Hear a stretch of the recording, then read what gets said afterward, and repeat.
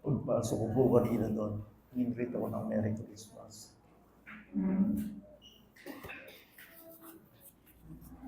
Ngayong araw na ito, nagsa-celebrate tayo ng isang birth ng Panginoon. Pero lalaliman po natin yung kahulugan nito. Personally po, kung nanda kayo, ano pong observan nyo kay Pasko? Personally. Ni Kristo ba o yung holiday, yung season? Si Christ ba o yung Kapaskuhan? Okay? Ang sarap mong mag-greet ng Merry Christmas kapag kilala mo si Kristo. Hindi ba? Nung bata ako, high school, nakipakilala yung Ginoo. Siyempre, anong panahon na yun, meron kaming sumagabi.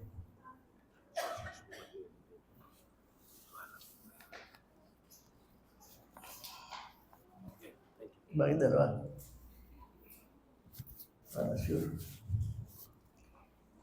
Okay, diyo po ako, makinig po kayo sa preaching kasi para sa ganun ay matubos yung ating kagalakan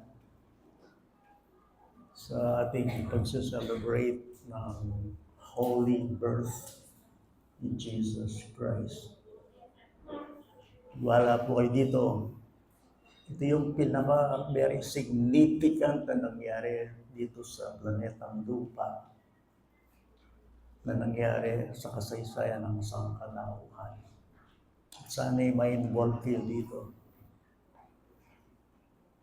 So, naging bata ako hanggang sa tumanda kasi nakatapos na ako ng college nung nakilala ko yung Panginoon. Pero, sineselebrate namin yung 25 bilang Catholic. Bising paggabi kami. At,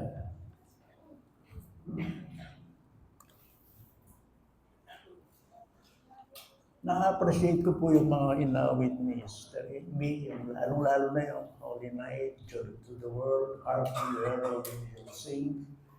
Kanito po, ako po anong meaning din. Alalang datang ka na ako rin kantang Pasko ay Christmas songs. Wala mo silang dating sa akin noong panahon na yun na hindi ko pa kilala ang Panginoon. Pwede pala nung panahon na yun, magpapasko ka, wala yung Kristo. It's all about season, but not the reason for Christmas. Mag-iingat kayo dito, at kaya nga sinishare ko kayo. Garaan ng inyong paghahanda at na-appreciate ko kasi naghahanda kayo sa ganitong bagay.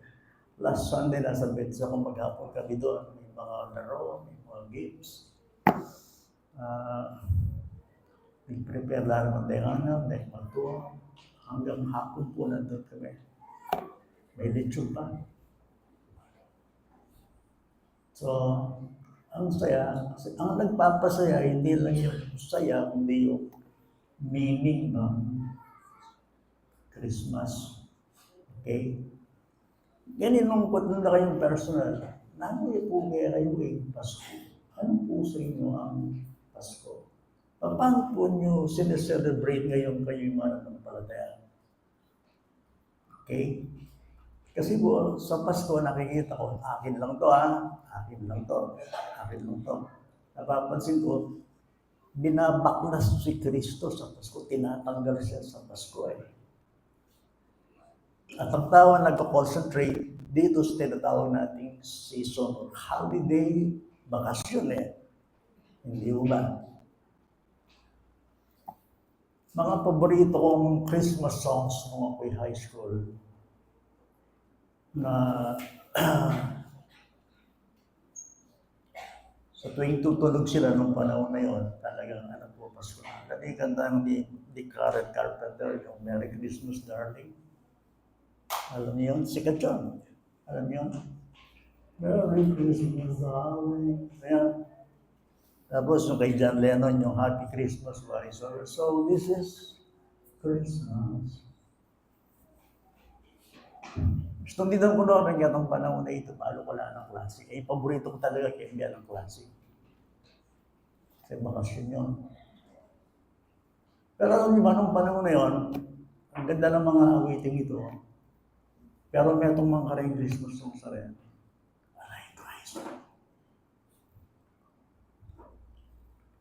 Isa sa pinaka-recognizable na Christmas songs of all time, sa lahat ng panahon ay yung awiting ni Bing Crosby, The White Christmas. Ano yan? I'm dreaming of a white Christmas. Bakit white? Kasi Christmas kailan ba naman na snow? At sikat ito. Kung tayo ng Bing Crosby, sinigat ito, 40s, 50s, 60s, 70s. Ako po, batang 70s ko, high school 80s, warin na yung panahon eh. 90s, matuwa na kami. Masaya. Nga itong yung sikat na kang nangyayari, ang Mariah Carey. All I want for Christmas is you. Arane kayo mo bago ito. Bago pa yung Mariah Carey kasi magaling ang singer din. Di ba? Kaya lang, ito napapansin ko. Karamihan ng Christmas songs, di ko nila lahat, please, di ko nila lahat. Karamihan ng Christmas songs, alayo in Christ. Eh, may gagawa ka dito. Ang dito ay mo yung blue. Sige, magsaya kayo, mo yabe Christ. Maging successful kayo, maging progresibo kayo, gawin niyo lahat ng bagay, magpakasaya kayo, magpakabuti kayo, lahat pwede niyo gawin, pero huwag niyo isasama si Christ. 2 Corinthians 4:4, yung 4:10 na ng kalaban niya.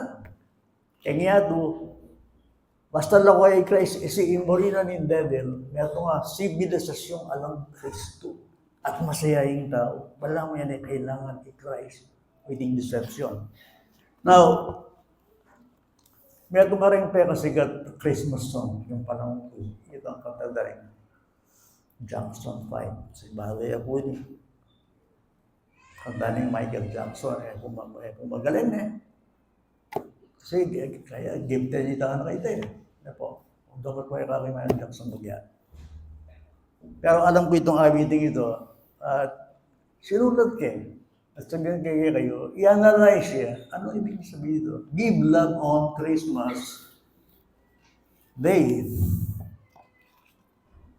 Ito yun, pakinggan niyo yung lyrics hindi aking saga dito. Ito'y uulitin ko lang sa inyong pandinig. Ano yung mapapansin? Ito ay pamosong awiting Pasko, Christmas songs. Kaya rin-research kung kantang 100 Christmas songs sa popular, majority kaya alay Christ. Okay? Na baka naman tayo nag-Christmas gathering, Christmas party, po alay Christ. Saan naman mangyari doon? Kasi ganun ang world. Now, balo yung kantang ini, people making lists, buying special gifts, diba? Taking time to be kind to one and all. Panahon na ngayon, maganda ka rin tao. Masaya, mabait. Sana all lahat may pera. Sana all lahat masaya. Bawaling malungkot na yun. Pasko. It's a time of year when good friends are dear and you wish you could give more than just present from a store. Why don't you give love on Christmas Day? Ano masama doon? Wala masama doon sa give love on Christmas Day. Okay? Alang mature, that is legitimate. Walang masama doon. Pagkamali yung kulto kayo, hindi makiramdam kayo mo. Makikinig lang kayo, baka naman kasi yung agos ng sanlibutan kasama natin. Gusto ko lang kayo po mga kapatid na mag-celebrate kayo ng totoong Pasko. After 25, Pasko pa rin. Ano man nangyari sa buhay natin, we celebrate. Iba si Kristo. Iba siya. So, Why don't you give love on Christmas Day? Even the man who was everything would be so happy if you would bring. Tama yun. Kahit yung mayaman, pag binigyan mo ng regalo, masaya na rin. Give love on Christmas Day. No greater gift is there than love. Yung mensahe ni itong Pasko, dapat may kakadugod. It is right. Give love, bigay. Tama yan, mababait yung mga tao. Okay? Tapos sabi niya rito, people you don't know, smile and say hello. Lagi kang ngingiti. Sino man ang makasalubong mo? Hello?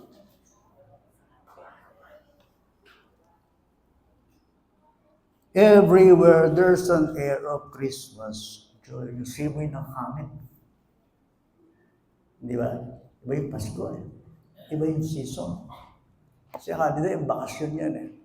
Totoo naman yan eh.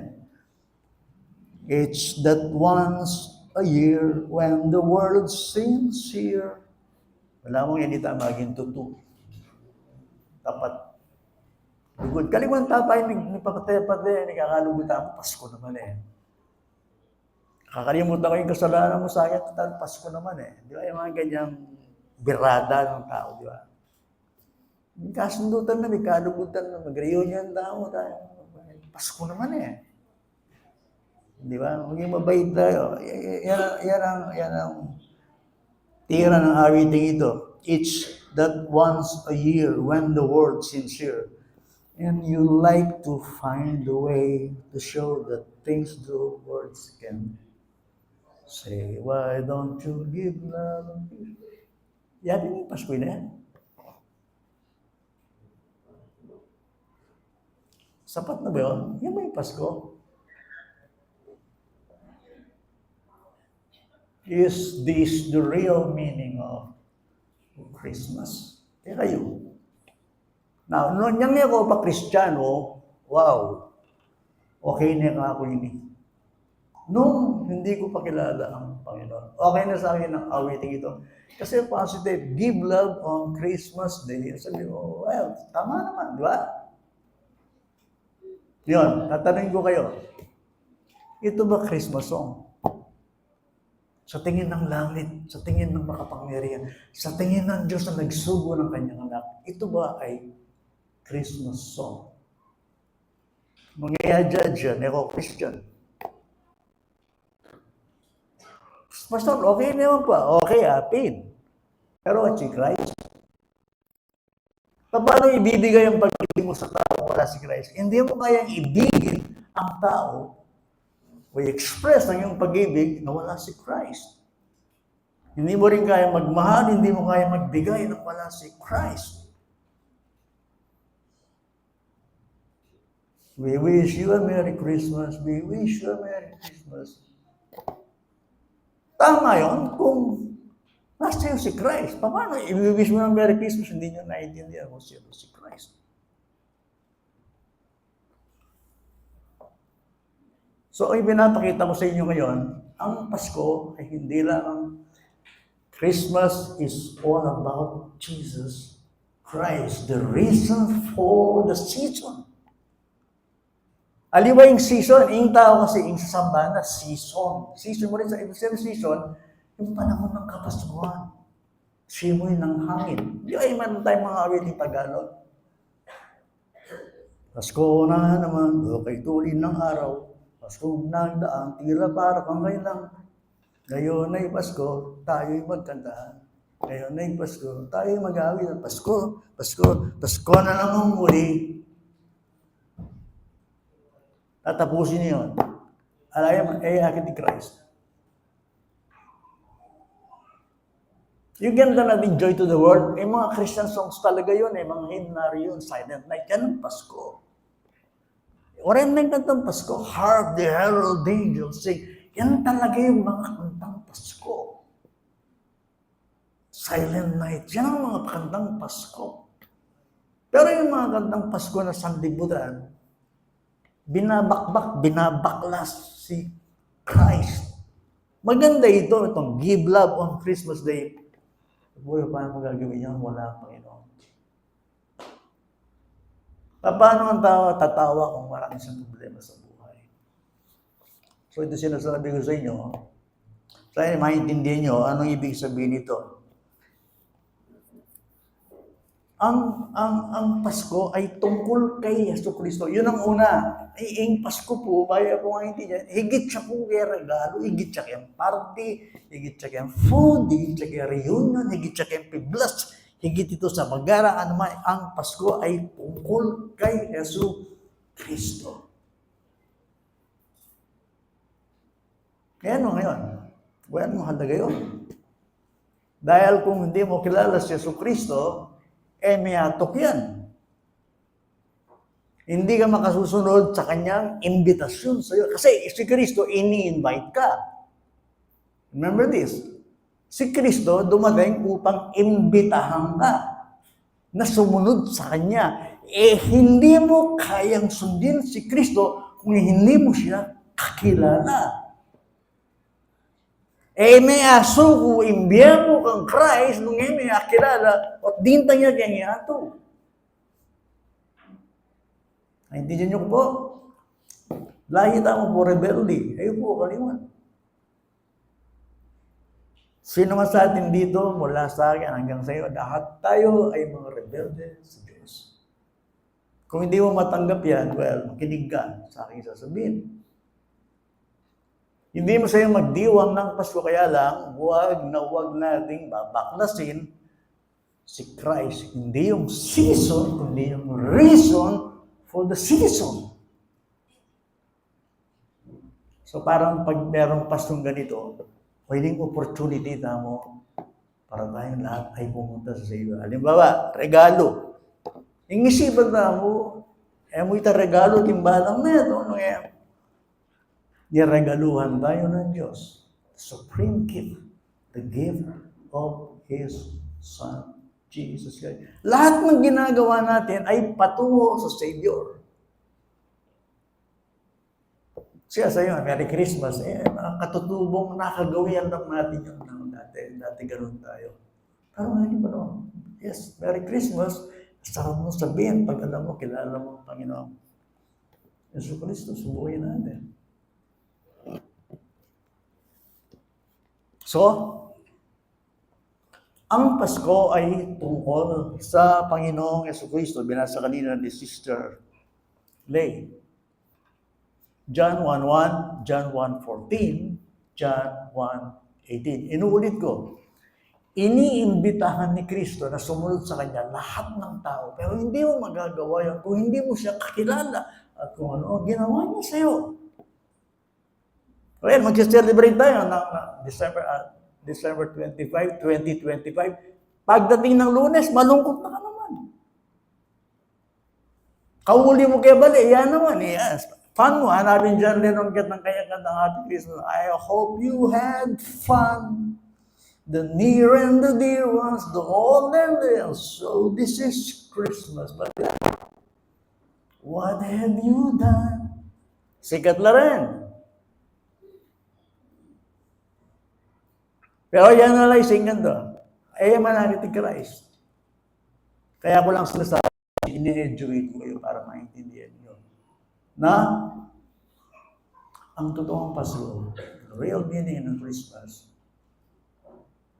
ay Kristong kilala natin ang Panginoon. At tandaan nyo, mga kapatid, ang mahalagang nangyari dito sa planetang lupa, ay hindi nangyari sa isang magarbong palasyo. Remember this. Nulit yun. Ang pinakamahalagang nangyari sa buong siglo, sa buong kasaysayan ng tao, ay hindi nangyari sa magarbong palasyo, kundi sa kwadra, sa sabsaban. Ano nangyari doon? Well, wala mo po itong magsalita kayang pampangan. Pero matinding diling, milyari kayang yato, milyari kayang palasyo, milyari kayang kwadra, buka rin na rin hayop dun sa sabsaban. Ano yun? Mayroong nanganak doon isang Jewish na virgin na ang pangalan ay Mary na nakatakdang magpakasal sa isang karpintero na pangalan ay Jose. Ano nangyari doon? Well, nangyari doon ay pinanganak ang sanggol. Nino itong baby nga ito. What child is this? Importante kang birthday, hindi yung celebration lang, kundi yung sino yung nagbe-birthday. Who is celebrating this birthday? Aliwa mo yung Pasko. Nino itong Otika Pasko. Labo naman, mag-celebrate ka ng birthday, yung nagbe-birthday mo, mo kilala. Pero magpasko ka, Merry Christmas, Happy New Year, Merry Christmas, nagse-celebrate tayo ng Christmas, pero may kakilala nung nino itang dahilan kang Pasko. Hindi ba maganda? Pag ginigreet natin yung nag-birthday, happy birthday, kilala natin talaga yung tao. Ganon din dito sa aking pinag-uusapan. Sino ang baby yun? Sino yung Pasko? Sino yung Kristo yun ang sinasabi? Remember, pag pinag-uusapan natin ang Pasko, pinag-uusapan natin ang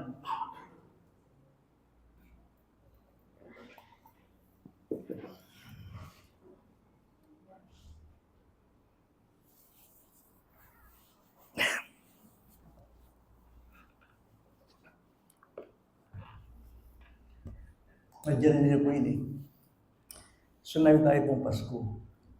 Mas marabulya po ini kay Kapaskuhan. Higit siyang malaki sa season. Bakit? Pasko po, milagro yun. Bakit? Birhen, buktot siya. Birhen, manganak siya. Isang birhen, maglilihi. Virgin? Yes!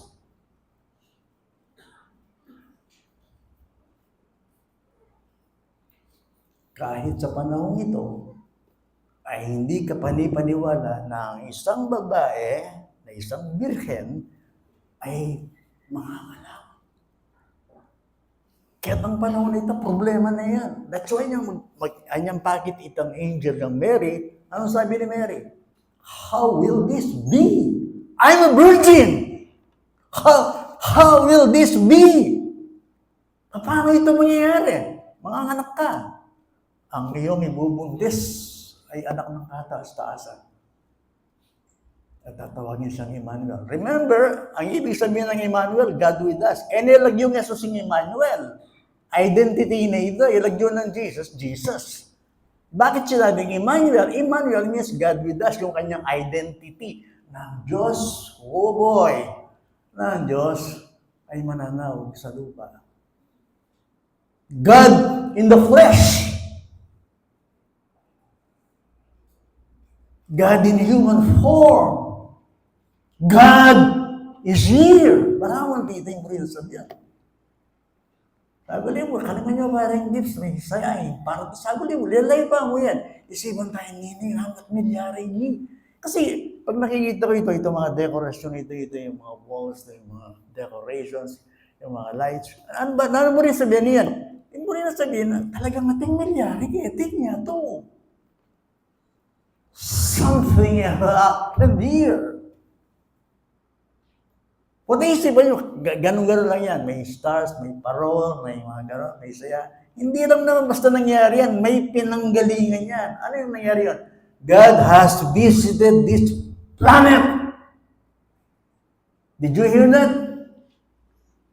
Binisita niya yung biglalangin kayang lelang ang gengyato iti.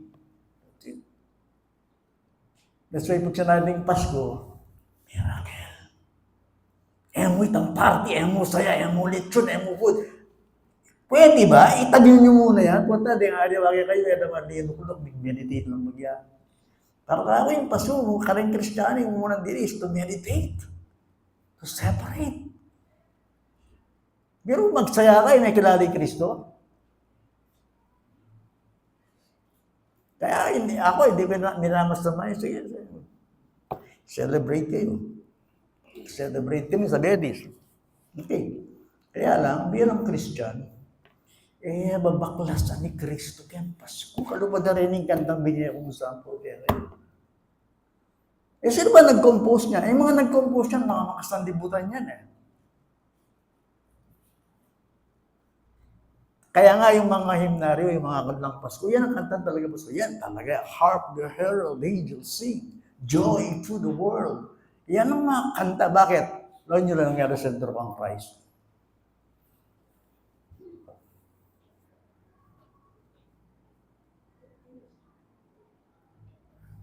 That's the point. How will this be? Paano ito mangyari?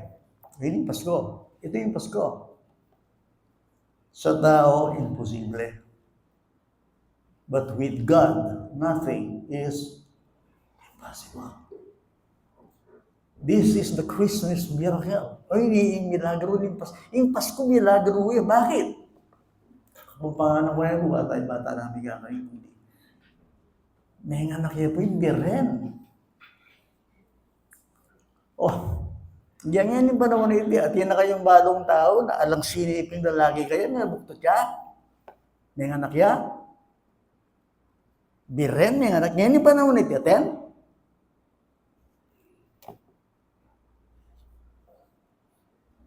Ala, di po ba? You see? Okay. Sundan pa lang pasimula, ang Pasko nagsimula sa sabsaban.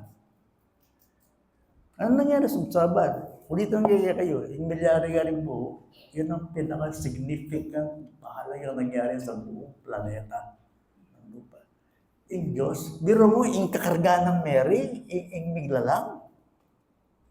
Itang baby ng yapi ng Diyos yes! Nilikha lang si Mary, yung kinakarga niya, yung manlilikha, nagkatawang tao. Sabi ni Leah kanina, di ba? John 1:4. And the Word became flesh. Ang gusto kong makita nyo, yung himala, para tayo ay makasamba. Para gusto nun, after 25, 26, the whole year, buong mundo, sa buong panahon, ikaw ay kumikilala kay Kristo hanggang sa buhay na wala. May kukonfine in 2:25. Masyado yung maraguling Kristo. Inamit nga ni Sister Remy kanina, di ba? Ano sabi niya sa Isaiah 9:6? He will be called wonderful. For unto us is a child is born. Unto us a son is given.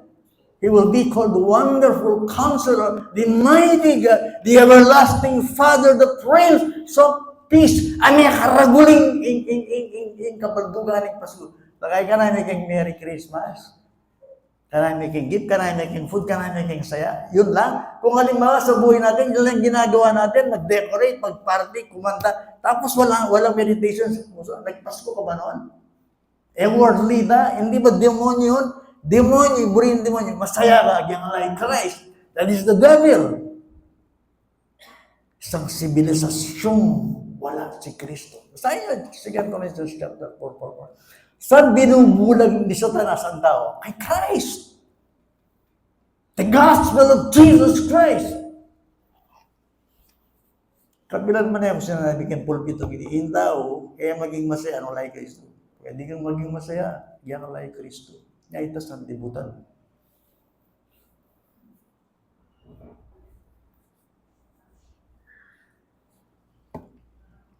Ngayon, ang tanong ngayon, who is Jesus Christ? Sino siya?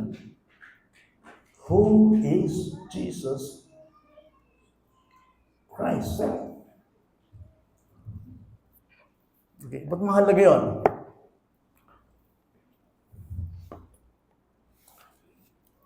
Wala nang ibang pinakamahalaga tanong. Hindi. Sino si Jesus Cristo? Kasi magpasko Ngayon may kilala Jesus Christ. Who is Jesus Christ? Okay, but very basic to. Pero alam niyo bakit siya nasabi ito sa inyo? Dahil kung hindi mo kilala si Jesus Cristo at ang kanyang ginawa, kasunod kaya may suko yung sarili mo. May tiwala, may confidence, may trust mo. Kaya nga mahalaga. Who is Jesus Christ? Who is Jesus? Okay.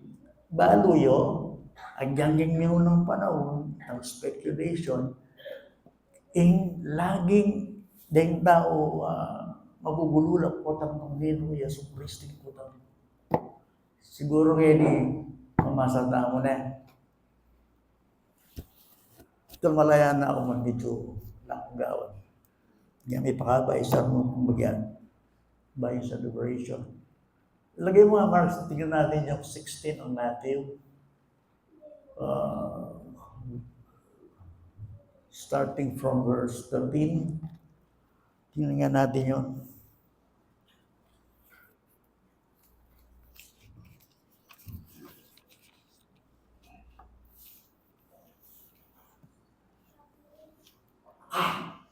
Okay na. Ayan po na. Babasahin natin sa Tagalog. Okay. Now, nulit ko. Sino man sa dito? This is the supreme question. Pinakamatinding tanong yan. Who is Jesus Christ? Kahit nung panahon niya, nangyayari na yan. Tingnan niyo dito. Nang dumating si Jesus sa nasasakupan ng Caesarea Philippus, tinanong ang kanyang maalagad,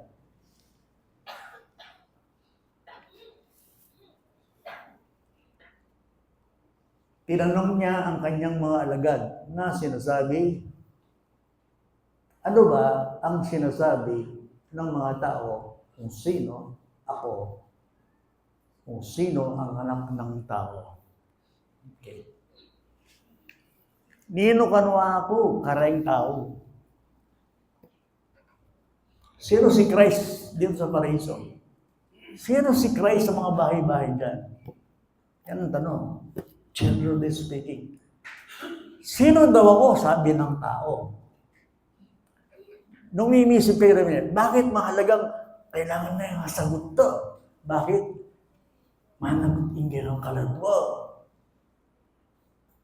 Makakanay kayong alanganin ng kaladwa mo. Kailangan ingkot ang ini each and everyone. Bawat isa sa atin ay dapat masagot niya ang tanong na ito.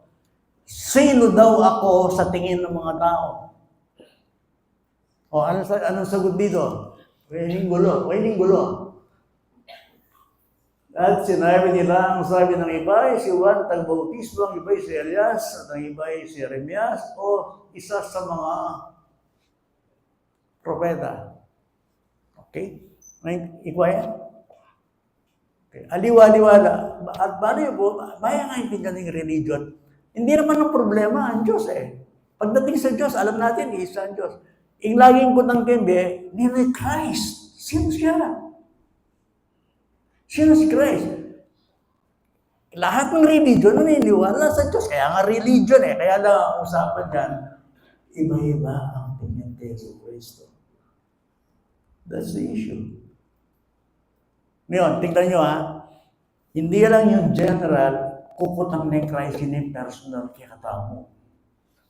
Kaya sabi niya rito sa 15, sinabi niya sa kanila, He said to them, ngunit ano ang sinasabi ninyo kung sino, kanino rin? Christian. Who do you say that I am? Kayo naman. Okay, sabi mo, born again ka. Sabihan mo, Christian, o ka. Karela, liwala, ihongini ka. Ngayon ikaw, personal, tinatanong kita, sino ako sa'yo? Bakit mahalaga yun? Dahil pag hindi mo nasagot yan sa iyong personal na buhay, inuulit ko, hindi ka susunod sa Kanya. Hindi ka susuko sa Kanya, hindi mo siya paglilingkuran. Kaya napakalaga ng tarot na yan. Kaya niyong sagutin yan? Sino si Jesus Christ sa'yo? Tinanong ko si Jared, tinanong ko si Noel. Tunggal-tunggal na kayo na, nino yung Jesus Christ kaya kayo? Yan, kukutanong na yan, personal. Kaya kayo, alagad ko, who do you say that I am? Nino ako. Kaya palagay yun.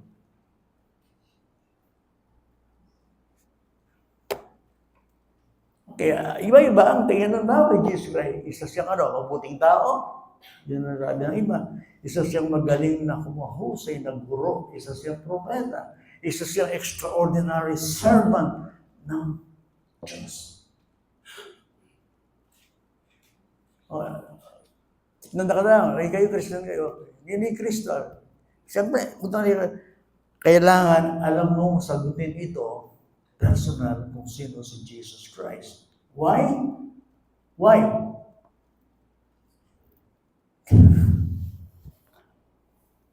Diyan nakalagay ang iyong eternal destiny kung sino si Jesus Christ. Yan, sino si Jesus Christ? Yan. Kaya nga sinasabi ko sa inyo. Ano yung binasa kanina ni Lea? Sino si Jesus Christ? Pag tinanong mo kung sino Jesus Kristo, ang laging babantayan mo ng authority, lagi ang Scripture, ang Bible. Ang salita ng Diyos. Hindi ba maraming away dyan? Pagdating tao yan mo, aring aliwa. O Diyos siya, aring aliwa. Tao yan, aring aliwa. Diyos siya, aring aliwa. Para walang mali rin doon. Di Kristo ang Diyos, ang tao. Diyos sa tao. Okay, sasagutin natin yan. Kaya mahalaga, nakikita niyo mga kapatid, hindi mo na kaagad pumasok ang Bible, nagkatawang tao. Pumunta siya doon sa likod. That in the beginning was the Word. That siya, iiwan inumpisan Kristo, king pangatao. Si Kristo ay nagmula siya, pag ito ay in-expound mo ang talatang ito ng Bible, that in the beginning was the Word. Ano yung sabihin ng beginning? So, in-expand mo yung muli sabihin, Christ, alayang pasimula. Siya yung nandun. Siya yung great I am. Siya yung eternal. In the beginning. Ba't mahalaga? Para malaman mo na si Kristo, hindi nagsimula sa mundo. Kaya nga binasa ko sa inyo yung tanganda. In the beginning, meron mong beginning. Beginning, ang ibig sabihin, before the foundation of the world, bagong siyang tinakpan, bagong siyang nilika, bago lahat nangyari, lahat ng bagay, nandun na si Christ. Before the foundation of the world, bagong lahat ng bagay, si Christ, nandun na alamang Pasko at yun ay Christ. In the beginning was the Word. Tapos sabi niya, and the Word was with God. At ang salita ay kasama ng Diyos. Iba ang Ama sa Anak. Was with God. Distinct yun. Yan ang ibig sabihin ng Trinity. Jesus Christ is the second person of the triune God. Kasama siya ng Diyos. Kasama siya ng Diyos. Dalawa na yun. Dalawang Diyos pa din. Dalawang persona yun. Siya'y kasama ng Diyos. Mula sa pasimula, kasama ng Diyos. Distinct, separate personality. The second person of the triune God. At hindi lang natatapos doon. Ano yung sinabi niya sa huli? And the Word was God.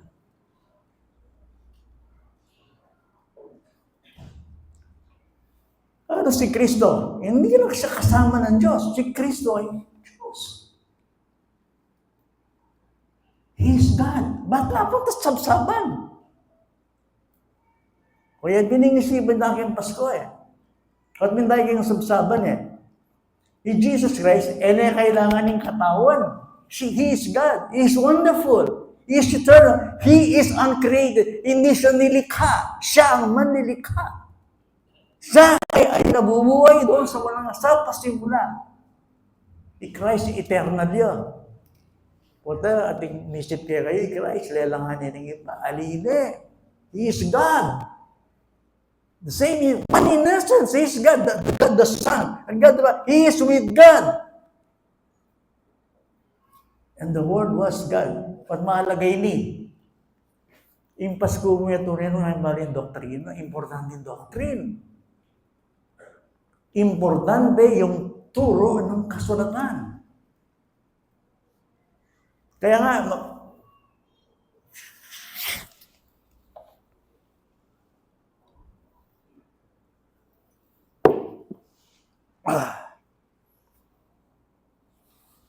natutuya kasi ako.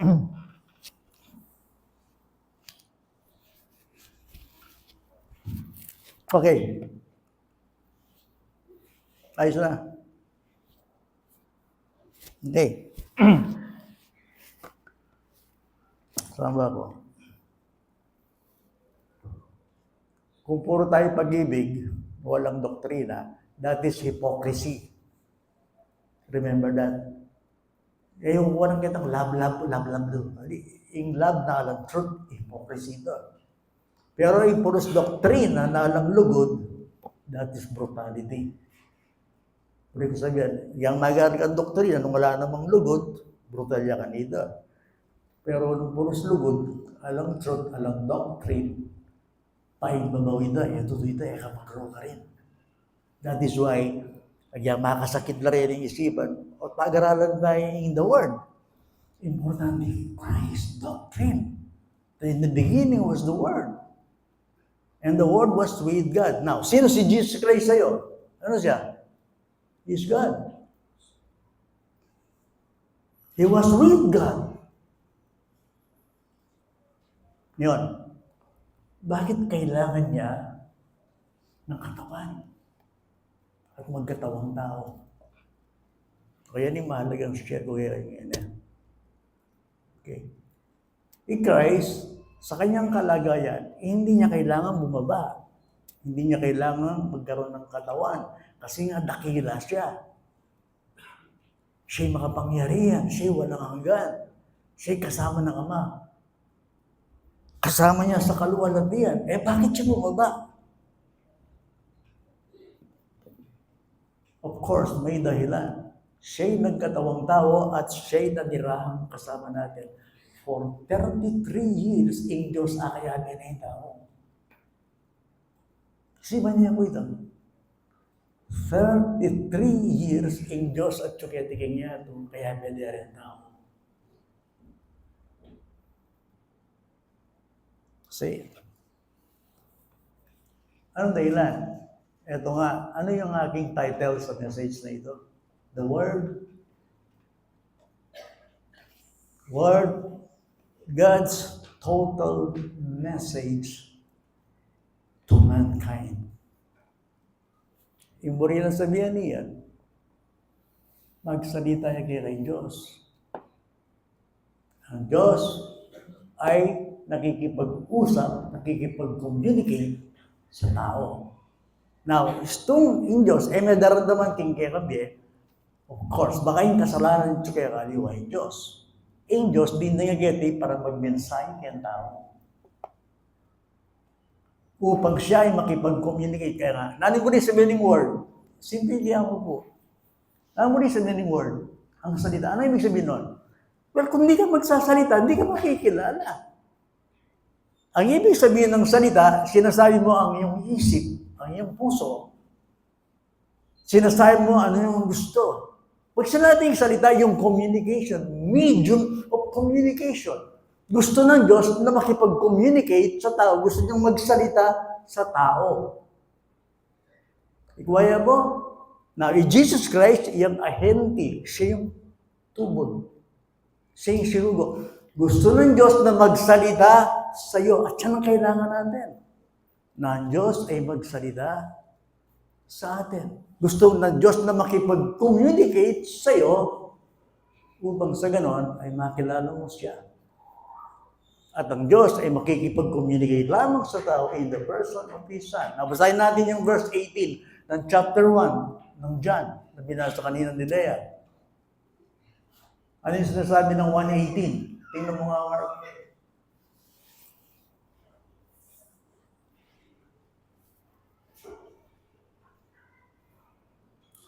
Walang sino mang nakakita kailanman sa Diyos. Ang Diyos na tanging anak na sa kandungan ng Ama ay nagpakilala sa Kanya. Walang sino mang nakakita kailanman sa Diyos. Ang Diyos na tanging anak na nasa kandungan, sinabi tayo pong kandungan, muli sabihin, yung malapit. Yung kayabe, kandungan, yung kadikit. Siya yung kasama ng Ama. Ibig sabihin, kung may makakikilala sa totoong Diyos.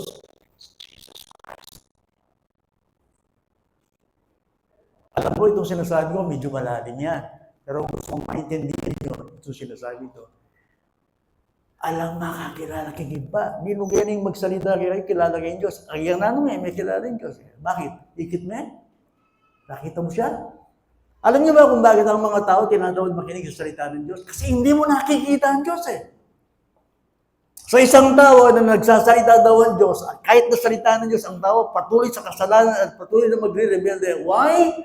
Kasi ang Diyos, may kakakit. Invisible niya. May kakakit. Kapag nagsasalita, sabihin mo ba, Bible, nagsasalita ang gano'n, magsalita ang Diyos, naman po pa sino ng tao itang aliwa, alaman kang puso na ito, bakit? Naman nakakit eh. Invisible in Diyos. Ang alam ng Diyos yun. So, anong ginawa ng Diyos? Bababa ako, personally, magsasalita ako sa tao. That's why, dalawang bagay na gusto kong iwan sa inyo. Bakit nagkatawan tao si Yesu Cristo? The Word became flesh in order to bring to man an adequate revelation of God. Kaya saan nakikita ang salita ko? Tatagalogin ko ito ngayon. Ang salita ay nagkatawang tao upang bigyan ng sapat na kapahayagan ang tao tungkol sa Diyos. Buri na sabihin natin niya. Kaya kakitin Diyos. Ayan, pepakit na ako. Tingnan reklamo? Naalala niyo yung John chapter 14? Anong sabi ni Felipe sa kanya? Ginoo, bakit may kay kami iba at sapat na kay kami? Show us the Father, and it is enough for us. Show us the Father. Ayan nga, kung nakakot na, break yung akitin Diyos. Di kayo wala yung break agad? Kasi hanggat abstraction, hanggat nakikita natin, parang ganito, kasi gusto natin makita ang Diyos na in terms of personality. Gusto ko siyang marinig talaga, na makita talaga ang Diyos. Hindi ako maniniwala kung hindi ko makikita. To see is to believe. Ito nga bumaba. Nasirabi ng Kristo, show us the Father. Alam ng Panginoon yung speculation na yun. Show us the Father. Gaya nasirabi ng Jesus Christ, kailan niyo akong kasama? Ang tagal na natin magkasama. Hanggang ngayon, di niyo ako kilala. Ang nakakita sa akin, ay nakakita sa Ama. Wakakit? Ano ibig sabihin nun? Well, bakit na yung Diyos kinatao mo? Jesus Christ. At lahat ng turo ni Yesu Cristo ay galing sa Diyos. Halimbawa, ikayo rin. Gusto kong matuto sa Diyos. Ka pwedeng mabiyasa kay Diyos nung ka mag-aral ng Christ. Ang lahat na gustong matuto sa Diyos ay lumalapit sa akin. Ano naman kanya ni John chapter 6, verse 44. Ang gustong maturuan ng Diyos ay lumalapit sa akin. Lahat ng nakikinig sa akin ay nasa panig ng katotohanan. Kung gusto mo makilala ang Diyos, ano sabi ni Christ? I'm the way. I am the truth. I'm life. Ngayon, mating magsalita kayo. Buri kayo ngagitin Diyos. Bintang mo eh. Yan ni Christ. In Diyos ito? Yes. That is the point. Kaya nga siya dumating.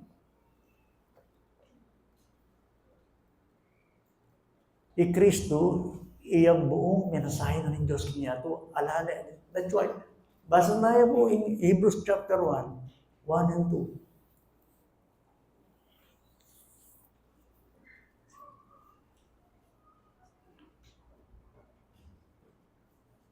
Noong unang panahon, ang Diyos ay nagsalita sa ating mga ninuno sa iba't ibang panahon at sa iba't ibang paraan. Sa pamamagitan ng mga propeta. Then verse 2. Subalit sa mga huling araw na ito ay nagsalita siya sa atin sa pamamagitan ng anak na kanyang itinalagang tagapagmana ng lahat ng bagay.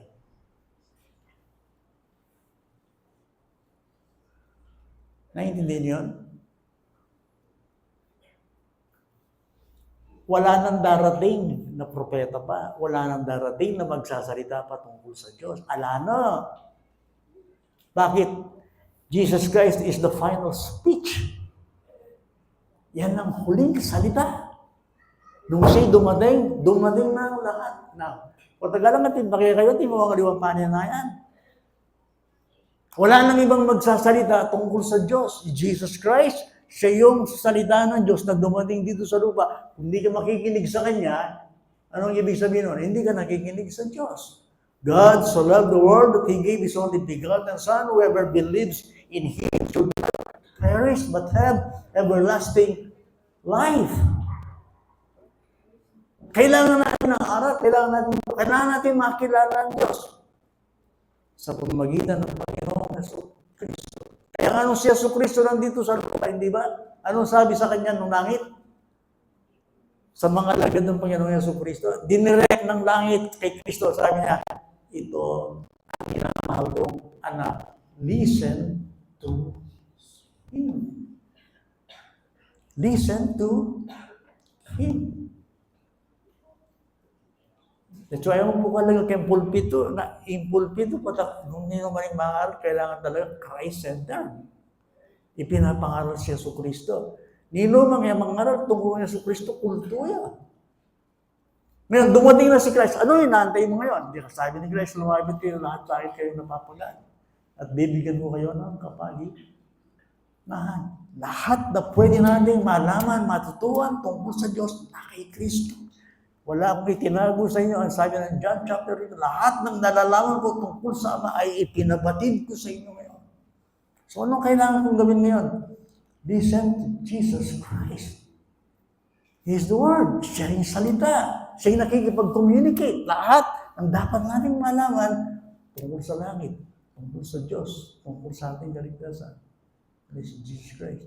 Yan ang unang-una. Dalawa lang ito. Na ang salita ay nagkatawang tao upang bigyan tayo ng sapat na kaalaman. Kung yan, ala nang magsalita, kaya kayo kanyang yan. Kayo ikitin Diyos, ay kaya bakit na yung ngayon Diyos? Hindi siya nagpakilala. Lahat ginawa niya. Ano yung pangalawa? Ito yung pangalawa. Si Kristo, ang salita ay nagkatawang tao upang tayo ay iligtas sa ating mga kasalanan. Okay. Narinig yun? The Word became flesh.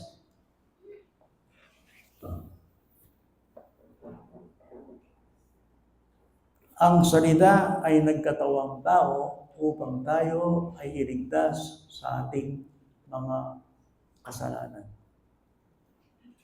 Yan ang pangalawa. At yan ako magtatapos. Okay? Simula nung mahulog ang tao sa pagkakasala, iisa ang paraan ng Diyos para ang tao ay maligtas sa kanyang kasalanan. Ano yung paraan ng Diyos?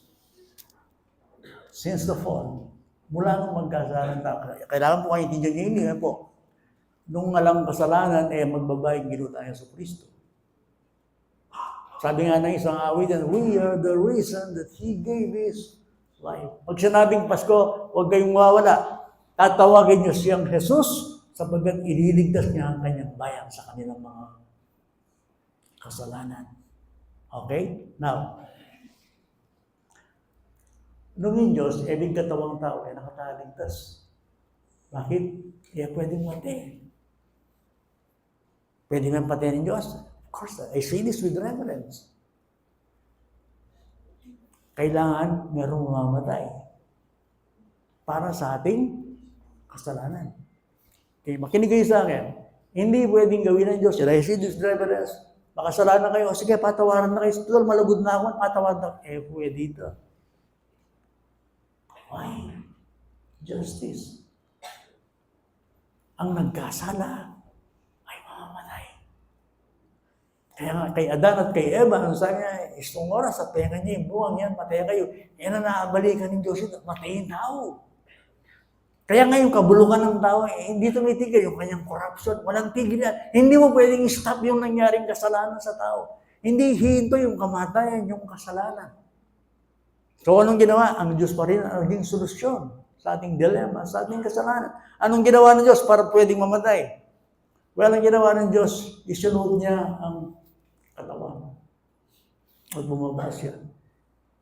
Ano yung paraan ng Diyos para ang kasalanan ay matubos? Isa lang, inosenteng sakripisyo. You remember? Sa Old Testament, kapag mayroong inihandog ng mga hayop, walang kapintasan. Simbolo lang yun.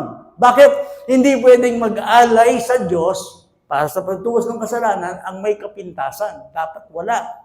Kaya nga, sagisag yung mga hayop kapag inihandog yung mga hayop sa Old Testament, ano nangyayari? Gusto ng Panginoon yung walang kapintasan. Perfect. Sagisag lang yun. Ngayon, para matubos yung ating kasalanan, sino yung magiging perfect sacrifice? Sa tao, wala. Agyanin yan dugdaya po, imbeta mo yung ginong, na po pwedeng maburing kasalanan. Bakit makasalanan ka na po? Ang pantubos sa ating kasalanan ay dapat perfect, sinless, spotless. At doon dumating si Jesus Christ, nagkatawang tao. Anong sabi sa kanya ng Bible? Here is the Lamb of God that taketh away the sins of the world. Sino si God? Iwapapansin, sinabi tayo, daya ng Kristo, the precious blood of Jesus Christ without blemish or spot. Kailangan nating may handog king kaya katang kasalanan. Ano yung alam pwede kaya katamang tao kasi marinat tanap. So yung nangyari, ang Panginoon Yesu Kristo mo ba walang kasalanan? Naging tao ang Panginoon. Totoo yung tao siya. Pero ang kaibahan niya sa atin, hindi siya nagkasala at wala siyang kasalanan. Yan ang kaibahan niya sa ating mga tao. Taong-tao siya.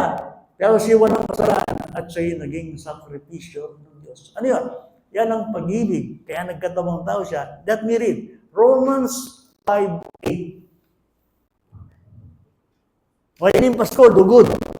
Tama yun. Pag-ibig ng Diyos. Subalit, pinatunayan ng Diyos ang kanyang pag-ibig sa atin.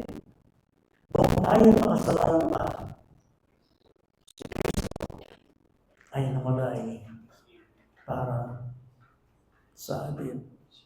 Punta tayo ngayon sa 1 John chapter 4.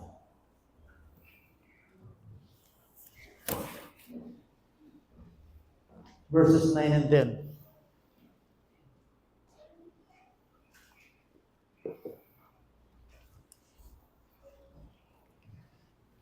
Dito nahayag ang pag-ibig ng Diyos sa atin.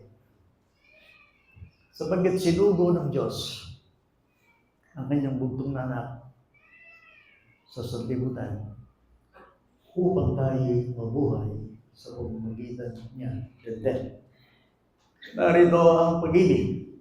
Hindi sa tayo umibig sa Diyos, kundi siya ang umibig sa atin. At sinugo ang kanyang anak na pantubos sa ating mga kasalanan. O yan yung Pasko. That Christ gave His life to die for your sins. Hindi ko kaya ba? Si Kristo ay naging tao upang mamatay sa krus at upang tayo tubusin sa ating mga kasalanan. At upang tayo mabuhay sa Kanya. Yung message ng Pasko lang, totoo ito, lugod ngayon ng Diyos. At sinubo na yung anak. Kaya lang, inuulit-ulit ko sa inyo, hindi pwede ang Diyos magpatawad ng kasalanan kung walang mamamatay. At yung mamamatay, dapat inosente. At sino yun? Jesus Christ. Yun din ang Diyos na nagkatawang tao. So, sa problema ng tao, Diyos din ang gumawa ng solusyon. So makikita nyo ngayon, Lagi natin sinasabi na ang kaligtasan ng tao ay wala sa Kanya, kundi sa Diyos. By grace, you are saved. Ganyan yung pinakita ng Panginoon. Kaya siya bumaba upang tayo lumaya sa ating pagkakasala at magkaroon tayo ng pag-asa. Bagong buhay. Yun. Ano nangyari kay Kristo nung siya namatay? Sabi ni Kristo, it is what? Yariyan na po yung kasalanan. At pagkatapos nung siya namatay, after 3 days, ano nangyari? Siya muling nabuhay. Hininto ng Panginoong Jesucristo yung korupsyon. Ano yung korupsyon? Kasalanan at kamatayan. At tiyanin tayo sa Pasko, siya muling nabuhay upang tayo ibigyan ng buhay at pag-asa. Kabilang pa ako may expire tinggal niya ningin kanya itong hindi yan. Last 2 Sundays, ito kaya na kaya bigay pa ng mga. Christian niyo po ito, maalo po Yung mga yan, na siyempre malungkot kayo may itong punto. Bakit may itong punto? Pwedeng po alay tayo kayong harapan ng Diyos. Makikita siyang muli. Bakit? And man will live forevermore because of Christmas Day. Hark now, hear the angels sing, a new King born today. Ayun, Pasko. And man will live forevermore. Hindi ka namang Yebelit. Akit may pasibayo. King glory. Uling, yung atsukang Christ, enemate. O yung Pasko. Yung physical ko, tumuha ko, matay ko, tsumura ko, matay ko. And yet my soul, balo dating ang panahon. Nung natin Christ, di na napunta yung katawan. Kung ba na problema yung ngayon, nakabayad siya kabi. Pero sa atin, Kristiyano kayo. Imagine niyo, yung gino kaya baking kayo there. You can rejoice, you can worship. You can be happy. I rejoice in the Lord. Kaya yung gino. Na naman yung pahintulot, ninigil kimbita mo. Bigtang may Jesus Christ, He is alive forevermore. Yan yung Pasko yan. Ingat siya kong Kristo. Kaya nga resurrection and life I am the resurrection and the life. So na nung gawan na mo, kingirat na mo diyan. Yung Pasko nagsimula sa sabsaban, magtatapos yan sa iyong puso. If Jesus Christ is the same yesterday and forever, invite na kaibigan mo, Christ. Invite mo siya. Are you ready? Then put your trust and put your confidence and believe in Him. Huling talata. Kaya nga, doon sa John chapter 1:12, yan ang buri ng Diyos kaya tao. Tingnan mo yung John chapter 1 verse 12. Dito ako magtatapos. Subalit, lahat ng tumanggap sa Kanya na sumasampalataya sa Kanyang pangalan ay Kanyang pinagkalooban sila ng karapatan na maging mga anak ng Diyos. Yung ba may pinanganak sa sabsaban more than 2,000 years ago, nandito ba ngayon? Yes. Paano yun? May panganak na kayong sabsaban, by kayang puso mo kanan. Faith. Faith. Faith. Jesus Christ is the same yesterday, today, and forever. Nandito siya. It's finished. Nananggawan ko. Faith. Faith. Faith. So that Christ may dwell in your heart through faith. Pagmala ka kayo. Faith. No, invite making your heart. Christ. What isipin yung 2,000 years ago? Isipin yung season. Yung reason na isipan mo, i-Christ ba yan? Tsaka yung puso mong yun i-Christ ba? Yes, magpasko ka. We wish you a Merry Christmas. Merry Christmas. Well, ang sarap sabihin nun. So, dahil kaya katang kapatid, kapilma mo, kaya ba nandun? But you will meet Him again. Akit may pasibayo. Ano ng Thessalonians? Di ka reunion, kaya yung mga tsungay. Lahat ng nakay Kristo ay hindi mawawala. Why? Yan nga ang Pasko. And man will live forevermore because of Christ. I will not die, but live forever and ever. Yan ni Kristo. Aliwa mo yung sabsaban. magtatapos na kayo ito sa iyong puso. Punta na kayo. Tingnan nyo na i-rise yung puso yun.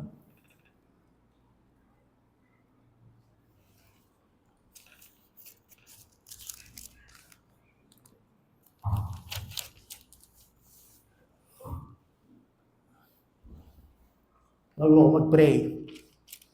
O Holy Child of Bethlehem, descend to us, pray, cast our sin and enter in. Be born in us today. We hear the Christmas angels, the great glad tidings tell. Oh, come to us, abide with us, our Lord Emmanuel. Iba'y siya Christ in Bethlehem, yan yung oras ay iti, gawin pa Bethlehem yung kaya ang puso, iba'y siya Christ kaya ba? Tipos ko. He's alive. He's wonderful. Let's pray. Salamat sa iyo, Panginoon Diyos. Totoo ang sinasabi ng iyong salita. Dahil sa inyong salita, kilala namin kung sino si Kristo. Higit siya sa tagapagturo lamang. Higit siya sa tao lamang. Higit siya sa nagdilingkod lamang. Nakita namin siya ng Diyos na nagkatawang tao. Nakita namin sa iyong salita na bumaba, na nagmemensahe sa tao tungkol sa inyo, O Diyos. Maraming pong salamat, aming Ama. Hindi na namin masasabi ngayon kami mamang. Dahil bumaba ang iyong anak at tinuruan kami sa daang kaligtasan, sa daan ng langit. Thank you, Father God, sa iyong pag-ibig. Panginoon, salamat sa iyong aral, salamat sa iyong daan, salamat sa iyong liwanag. Dahil kay Kristo ang nagkaroon ng destiny, direction.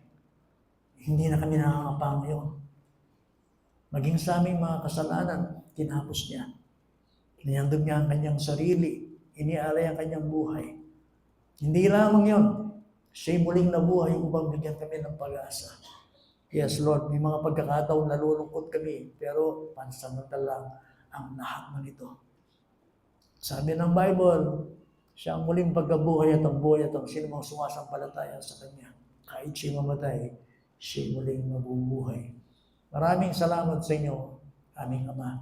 Please, Lord, ang Kristong ito na ipinanganak sa sabsaban, hayaan mong ipanganak din sa iyong mga puso. Now, hindi lamang kami nagdiriw ng Kapaskuhan dahil sa panahon ng December. Hindi nagdiriwang kami dahil totoong mayroong dumating na Kristo na nagsalita sa amin. Lahat ng mensahe ng Diyos na dapat namin malaman ay tinuro sa amin. Kaya nga po, Lord, kung merong aawit ng awiting joy to the world, kami yun. Dahil nagpakilala ka sa amin. Yes, joy to the world. Yes, Lord. Kagalakan sa mundo dahil dumating ang hari. Thank you, Jesus Christ, Lord. Tulungan mo kami, Panginoon, na isuko ang aming sarili sa inyo. Tulungan mo kami na ilagak ang aming buong tiwala sa inyo. Ano man ang aming sitwasyon, kung ang aming kasalanan ay nakuha mo patawarin at bayaran, ano pa kaya yung mga bagay na nagpapahirap sa amin sa mundo ito? Increase our faith. Please, Lord. Increase our faith. Our faith. Yan ang sinasabi ng Bible. Ang sino man tumatanggap sa Kanya ay binibigyan karapatan maging anak ng Diyos. Please, Lord, sanctify our belief. Please, increase our faith. Kahit di ka namin nakikita, Panginoon, alam namin sa puso namin, nag-aari ka.